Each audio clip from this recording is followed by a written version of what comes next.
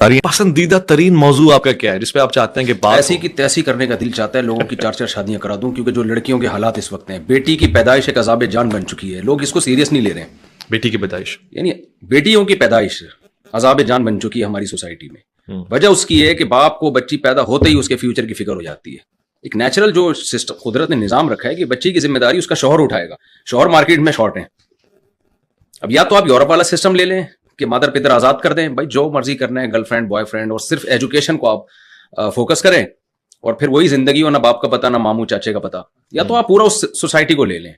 और अगर आप उस सोसाइटी को, उस कल्चर को नहीं अडॉप्ट कर सकते, जाहिर है हम नहीं कर सकते, हम मुस्लिम हैं, हमारी हया का निज़ाम है, खानदानी निज़ाम है, तो फिर जो मर्द मार्केट में शॉर्ट हो रहे हैं ना, तो जो मर्द रह गए हैं उनकी जिम्मेदारी है कि वो 2-2 3-3 बीवियों का बोझ उठाएं। तो मैं इसमें बहुत हसास हूं, और इसमें जो मैं समझता हूं हमारे मजहबी स्कॉलर्स और हमारे जो लोग हैं वो सीरियस नहीं हो रहे, वो इसको एक मजाक ले रहे हैं। तो मेरी नज़र में इस वक्त बहुत इंपॉर्टेंट टॉपिक जो है वो ये है।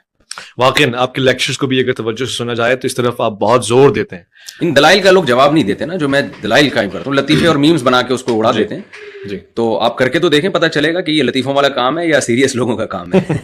आपका ज़ाती तजुर्बा क्या कहता है, ये काम आसान है? नहीं, आसान बिल्कुल नहीं है, लेकिन देखें लोग, मैं एक तरफ लोगों को बताता हूँ ये आसान नहीं है, इसमें इतने मसाइल हैं। लोग कहते हैं जब इतने आप तो हमें डरा रहे हो तो इसका मतलब हमें नहीं करना चाहिए। मैं कहता हूँ मैं आपको किसी अहमकों की जन्नत में नहीं रखना चाहता, लेकिन सोसाइटी की नीड है, ज़रूरत है। जिना को रोकने का हमारे पास इसके अलावा कोई रास्ता नहीं है, लड़कियों के मसाइल को रोकने का हमारे पास इसके अलावा कोई रास्ता नहीं है।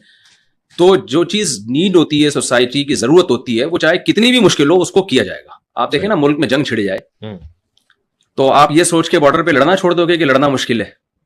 ज़ाहिर है लड़ना पड़ेगा आपको।